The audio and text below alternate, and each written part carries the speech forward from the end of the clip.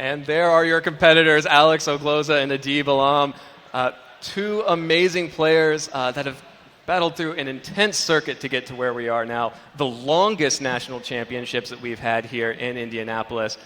Truly a marathon performance from both of these players. Yeah, really excellent tournament to try to get through.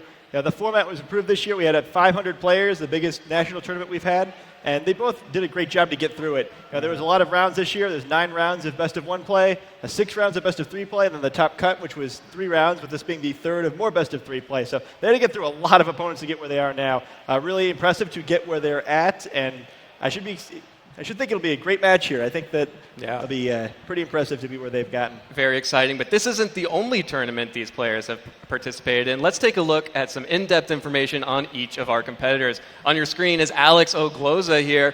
He is, of course, known for being 13th at 2010 Worlds, been around for a while, got second at the 2014 Oregon Regionals, and third at the 2012 San Jose Regionals. And, of course, he will be running Politoed, Kangaskhan, Ludicolo, Talonflame, Aegislash, and Hydreigon. A very accomplished trainer. Up next is Adib Alam, who had a 10th place last year's Nationals, and some other very exciting performances as well. He, of course, will be running a Gyarados, Aegislash, Amoonguss, Tyranitar, Goodra, and Kangaskhan team, and it should be a very evenly matched battle between both of these competitors. Yeah, I'm a little excited to see the second place regional finish this year. One of the big stories of that regional was that outside of Goodra, I guess, had been pretty much irrelevant this entire circuit in North America, except for that one regional where it was in both of the finalist teams, both him and the opponent who beat him, which is a little ironic considering that now that Rogue Pokemon's on the other side. I guess if anyone should know how to play against it, it should be him. But the other trick there is that one of the reasons why you use Goodra is because it's very good against rain, which he's now the one running. So it should be a strange matchup here, kind of being on the other side that he's used to being from maybe a little bit. Yeah, the other big story of this is that after a tournament of some pretty exciting teams, we do have the Mirror Kangaskhan matchup here. I think everyone probably expected to see that Pokemon in the finals, and we are actually going to get it. Yeah, not too surprising. Why both ways? They both know that their opponents have a variety of options. They're kind of figuring through, okay, if my opponent picks this, I need to pick the thing that counters that. And we are going right into battle. The trainers have selected their leads, and we are about to get right into this. Of course, Alex is on the top of your screen, and Adib is on the bottom. Adib choosing to lead with that Gyarados and the Kangaskhan up against the Kangaskhan Hydreigon, and it finally happened, the double Kangaskhan turn 1 matchup.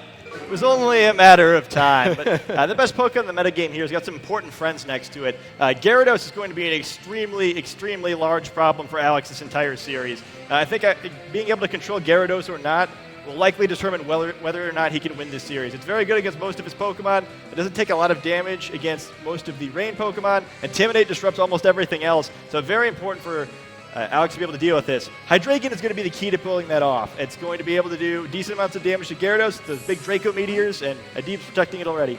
Yeah, Adib switching that Gyarados out in favor of Aegislash, another one of those counters to Kangaskhan that we've seen so much throughout this tournament. Of course, right away, Kangaskhan Mega evolving, getting the baby out of the pouch.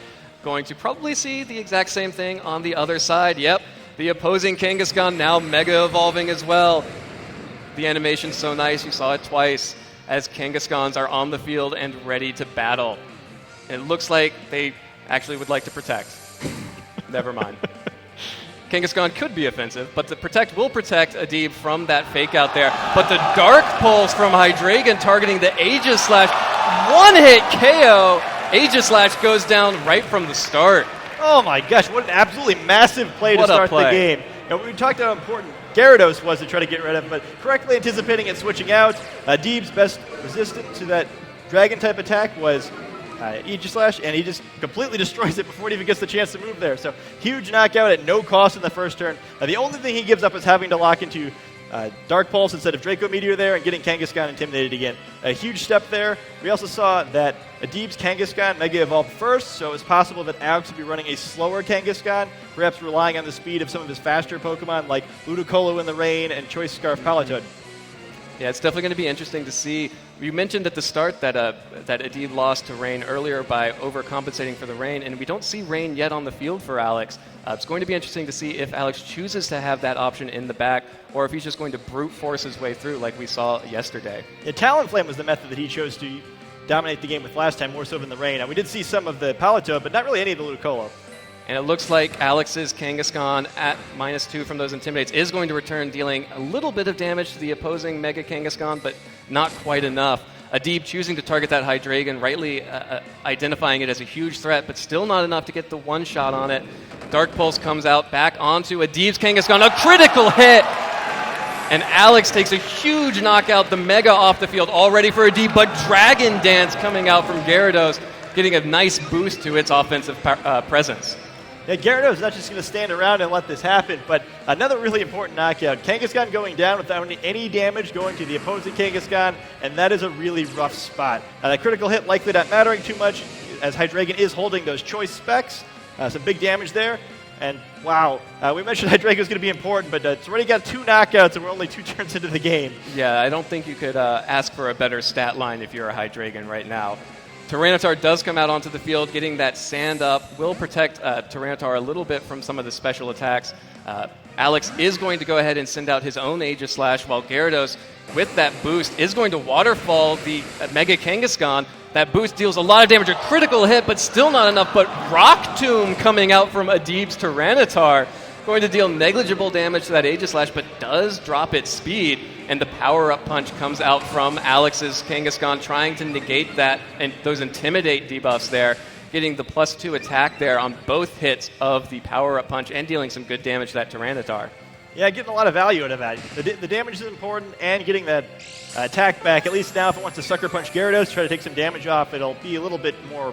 Yeah, it'll actually hurt. Right. Another big play there is that we do notice Gyarados not taking damage from the sand here, so safety goggles, that item you see too often in Gyarados here. I guess in this battle, it's really only going to prevent the sand damage. I guess something like a Moongus, it can prevent Rage Powder, but against this team, it's not going to make too big of a difference.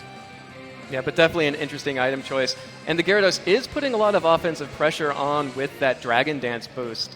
Not something that we've seen too often, but we do see it occasionally. Sucker Punch does come off from Alex's Mega Kangaskhan onto Tyranitar, just trying to get a little bit of extra damage onto that Pokemon.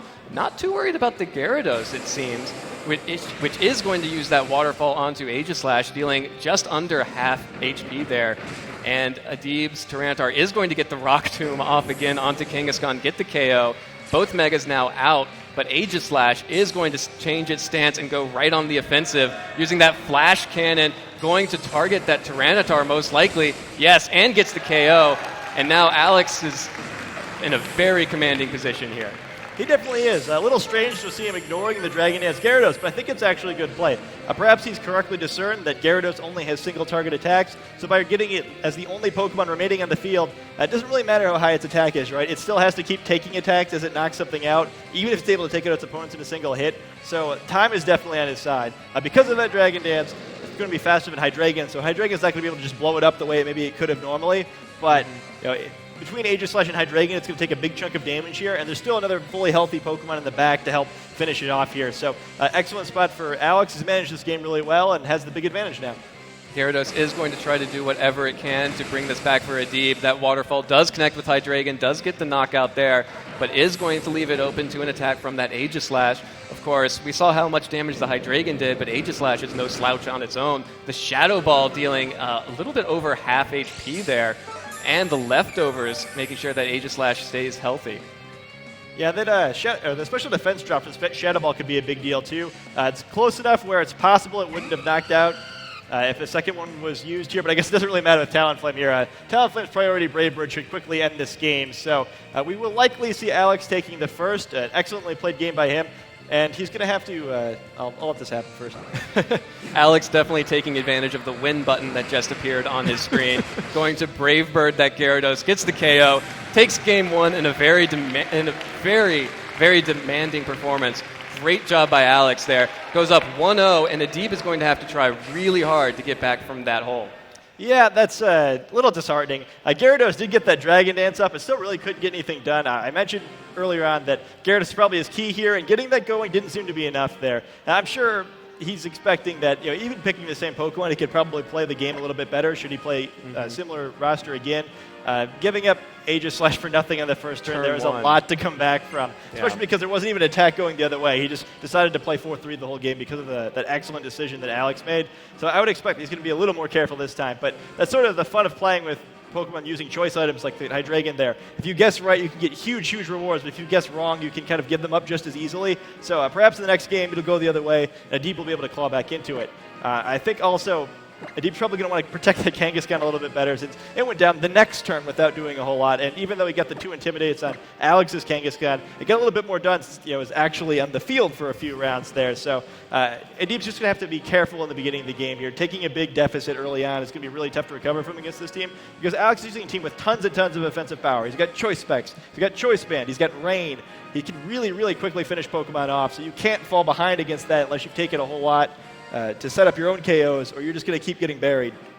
Yeah, and you're looking at Alex's team right now, that Kangaskhan, Talonflame, Politoed, Hydreigon, Aegislash, and the Ludicolo up against Adib's Gyarados, Aegislash, Amoonguss, Tyranitar, Goodra, and here as both of these players decide to send out their leads, Alex leading with that Kangaskhan, Hydreigon, again, immediate offensive pressure up against Kangaskhan and Amoonguss from Adib, a little bit more defensive there, but able to maybe play around that Hydreigon a little bit better. It's kind of one of the classic combinations of this VGC format with Kangaskhan and Amoonguss here. Amoonguss protects Kangaskhan while it tries to get those power-up punches and sweep on its own. So a little deviation in strategy this time. Maybe instead of trying to do more of a Gyarados-focused attack like Adib did the first game, he's moving over to Kangaskhan in this game. Also interesting to see that in the first game, we didn't see any rain from Alex's side, just like the last time Adib was against the rain team. But this time he didn't really overcompensate for that rain, right? We didn't see the Goodra, but he still lost, right? The non-rain portion of his team still got him. So I'm kind of curious now if Alex won't consider using that rain mode, at least in the back, because it's likely that Adib's going to go farther and farther away from trying to counter rain. And it looks like Alex is worried about that Hydreigon being vulnerable there. Switches in the Talonflame, always a risky choice. You never want to let Talonflame take any extra damage, considering how much damage it deals to itself. Kangaskhan is going to go ahead and Mega Evolve on its own, as well as Alex's Mega Kangaskhan going back out onto the field again. Very similar turn one that I would expect to see potentially in a Game 3 as well. Both Mega Kangaskhan's on the field now, while Alex is going to get the Fake Off this time onto the Amoonguss, dealing a critical hit to the Amoonguss. Fortunately, that critical hit was only on the Fake Out, so it could not deal such a substantial. But the return from Adib onto Talonflame, and that's exactly why that was a risky switch in. Return the one-hit KO from Adib's Kangaskhan. This looks like a repeat of last game, but she was on the other foot this time. It absolutely is. And I guess that's the danger of these powerful Pokemon, right? All of them capable of taking knockouts very, very quickly. So if you have a bad lead and try to switch out of it, if you don't have a very safe switch, and most often neither of you guys are going to with the teams they're using, you can lose a Pokemon very quickly. Deep's team is definitely a lot bulkier than Alex's, so you have expected him to switch a little bit better out of the bad slots, though. Alex is just perfect in that first game. But when the shoe is on the other foot like it is here, it's a lot tougher for Alex to recover. The trade-off of having all of that offensive power I was talking about between games is that they don't take hits very well, right? That's the balance. If you have that power, you don't have the defense to go with it, and it's going to be tough for him to claw his way out of this one. Moongus didn't really take a lot of damage there. We do see it's not using a Rocky Helmet, which is pretty popular to try to troll those Kangaskhan's a little bit. So lucky break in that regard for Alex. He's a little more health than he might otherwise, but he's really going to have a hard time burning through this Amoonguss in time to get Kangaskhan going, though it may be in Draco Meteor range now. Yeah, and Amoonguss is going to go ahead and Rage Powder to try to redirect any attacks coming from Alex. Adib's Kangaskhan is going to get the power-up punch onto Alex's. A little bit of damage there, and the +2 boost. A little bit under 50% there on Alex's Hydreigon. And we are going to see if this Amoonguss can survive this onslaught. Alex's Kangaskhan's return, dealing some good damage there. The Citrus Berry coming out from Amoonguss, going to recover even more of its health. And, of course, see if it can tank this attack from this Hydreigon. Draco Meteor will connect, and that should be enough to get the KO onto that Amoonguss. Potentially, yes, does get the KO. The special attack drop on Alex's Hydreigon, making it a little bit less scary.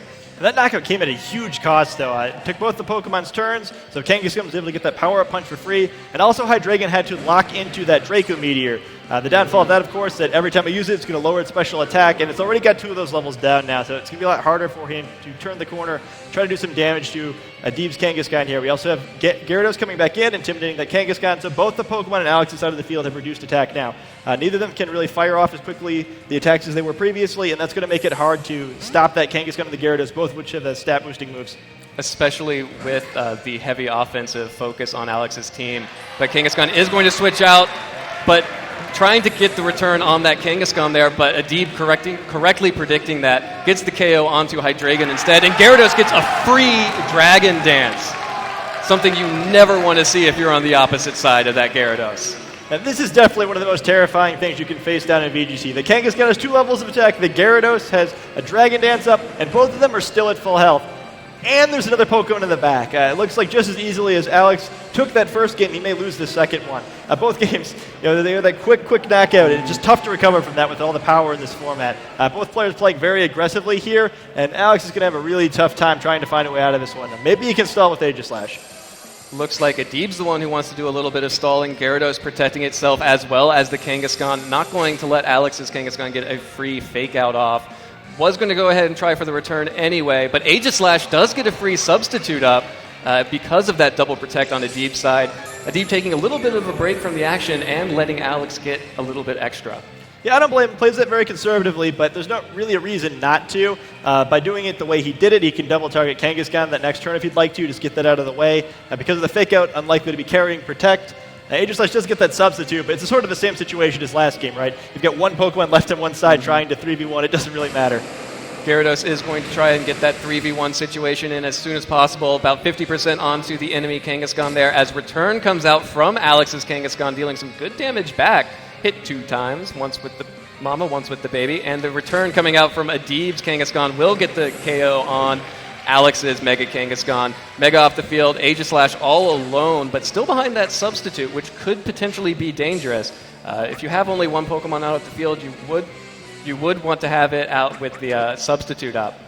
Is going to go ahead and attack right away. The Flash Cannon onto Kangaskhan does pick up the KO there, and Kangaskhan faints.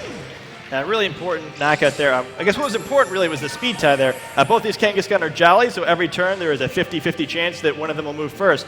If the Kangaskhan on a deep side had moved first there, Alex's would never have been able to attack, which would have led to that 3v1 situation we were talking about. Instead, now it's only 2v1. Still very unfavorable, but possibly more manageable for the Aegislash there. So because of that 50-50, Alex is still at least in this game.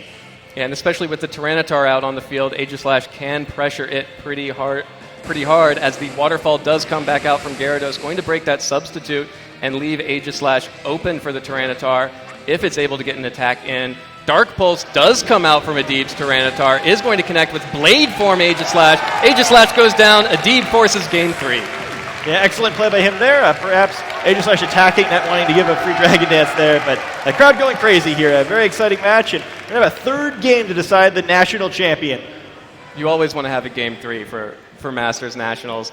It's definitely going to be exciting. Both of these players playing incredibly aggressive, which always makes for an exciting game full of fireworks. Yeah, that aggression is going to make this first turn in the team preview particularly nerve-wracking. It seemed like both the previous games we saw, that the game was almost over before it got started, because as soon as that first big knockout came out, they gave it up so easily they just couldn't recover. So they're going to both have to be a little more careful this time. They're really going to have to think hard about what they think their opponent's going to lead with, because if they guess wrong and end up in a situation where they have to switch in that first turn, they're going to have to be a little bit more resourceful than they were in the first 2 games, because they need a faster recovery.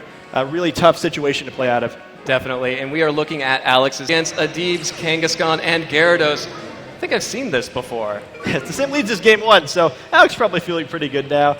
Speaking of that, I have to admit, I really like seeing him smiling with the camera on him there. He's like, game 3 of the national championship. He looks like he's having a good time, right? I respect that. And I think that unnerved me a little bit if I was Adib. Like, he looked a little bit more nervous there, and I would be too. It's tough in these situations to kind of keep a cool head. But with how important these turns are, it's really important that these players focus. Make sure that they have got their head in the game. They're not thinking about the intensity of the match, how important this is. But they're playing to be the national champion. It's one game, so very easily get unnerved here. Yeah, very easy to be unnerved, even though there are no Aerodactyls on the field. We do, of course, see both of those Kangaskhan going to go ahead and Mega Evolve right away, get the baby out of the pouch, increase the offensive pressure, which is what this matchup has been all about from the start. And again, the second Mega Kangaskhan, Mega Evolution. It's possibly the greatest animation that this tournament will ever see. As both Kangaskhan's, all four of them are out on the field. The Protect coming back out from Adib. No switch this time, going to change that out. But the fake out does connect with Adib's Gyarados from Alex's Mega Kangaskhan. And Hydreigon is going to go for the Draco Meteor, but into the Protect of Adib's Kangaskhan. No damage dealt. Yeah, no damage dealt, but still not a bad turn for him there. He hits the fake out on Gyarados, preventing anything like a Dragon Dance this time. So kind of a wash there. The first time we don't see the game decided basically on the first turn, which is great, right? We want to try out as long as possible. Hydreigon being locked into Draco Meteor is both good and bad. It's not like Adib can take advantage of this, but just quickly knocking it out with the combination of these Pokemon there because it's quicker than the Gyarados is, and neither of these Pokemon want to take the Draco Meteor. Kangaskhan will likely survive it, but really doesn't want to take all that damage, and Gyarados is probably in range to be knocked out by it. So it's not unlikely that we'll see Aegislash try to switch into one of those slots, but he's going to guess correctly. It looks like there will be no switches. Alex does go for the power-up punch onto the opposing Gyarados there, gets the boosts. Going to try and negate that Intimidate drop from earlier. Not very effective damage, but does get the boost off. Adib's Kangaskhan going right for the return onto Alex's Hydreigon. Is going to deal quite a bit of damage. Will survive, though, to fire off this Draco Meteor. It will connect. Who is it targeting? It's targeting the Kangaskhan. The Draco Meteor is going to fall. Will it be enough? Is he going to get the one-shot? He gets the one-hit KO! The Draco Meteor gets the one-hit KO onto the Mega Kangaskhan. And it goes down, but Gyarados is going to be able to fight back and get the Ice Fang off onto Hydreigon. Two incredibly offensive threats down. So this is great, though. The players are trading blow for blow this time. We get down to 3-3, both of them getting an advantage there by removing an important Pokemon on the other side. An important thing with Hydreigon going down there is that it can no longer just quickly remove that Aegislash. You know, the previous games, that Dark Pulse, just quickly getting rid of it makes it much easier for Adib to deal with that Kangaskhan, but that's not going to happen this time, or for Alex, rather, to deal with it. So not going to happen this time. The one thing Kangaskhan does have going for it is it got that level of attack back from Power-Up Punch, so it's back to +1. It's got a little threat going. Interesting to see that Gyarados chose to knock out the Hydreigon and remove that threat as opposed to trying to get that Dragon Dance off. So the value is changing a little bit here. Ooh, an incredible switch in for Alex here as Talonflame gets in for free up against Adib's Amoonguss. Amoonguss very much afraid of having to deal with that Talonflame. Yeah, definitely Adib's worst nightmare here to see Talonflame staring it down here. Quick Brave Bird will remove that Amoonguss if he tries to do it, but it'll be interesting to see if he does. Gyarados is going to protect, hoping to get Talonflame, focusing it instead. Brave Bird does go off, though, is going to connect with the Amoonguss and deal a lot of damage to both the Amoonguss and the Talonflame. Is it enough? It gets the one-hit KO with the critical hit. Talonflame gets the one-hit KO onto Amoonguss. Free KO for Alex there. Deals itself about 40% damage there while Kangaskhan tries to attack the Gyarados, but in the Protect. And Goodra's on the field trying to bring it back for Adib. A little surprising to see the Goodra finally make an appearance. Perhaps Adib was also thinking that maybe that Rain Mode would be selected. He'd try to counter it, but instead of Aegislash this game, we have Goodra. Were it Aegislash, he could have tried to switch that in, either one of the Draco Meteors previously, or right now it would have created a more difficult situation with Alex for trying to Flare Blitz it instead of Brave Bird. Alex again going for that win button, uses the Brave Bird onto the Goodra. We've seen how specially defensive it is, but it takes so much damage from that physical Brave Bird, down to 29 HP. Return off from Kangaskhan onto the Gyarados, gets another critical hit. Gyarados goes down in one, doesn't even need the baby, and Goodra is going to finally get the Talonflame off the field, but it's not looking great for Adib right now. Yeah, I can't imagine the lone Goodra coming back here. Talonflame got a lot of damage down there. And I think this game looks like it's really going to be decided by that mind game and turn 0 with the team preview there. Goodra coming out here instead of Aegislash, perhaps because of the threat of that Rain Mode. And even though it never made an appearance in this series, the Rain Mode may have taken this for Alex here. Just the threat of it made Adib change what he wanted to do, and now Kangaskhan is going crazy instead of those Rain Pokemon. Yeah, and the crazy Kangaskhan is never what you want to see in Game 3 of the finals here. Alex's Kangaskhan is going to get the return. Very fitting. Kangaskhan gets the final knockout here, as Alex Ogloza is now your Masters Video Game National Championship. Give it up for Alex, everybody. Oh, wow. I got to say, I loved watching that match. It was just so aggressive all the time. That's exactly what I want to see out of a Pokemon match. Yeah, it was so close. Both games could easily have gone either way. It just came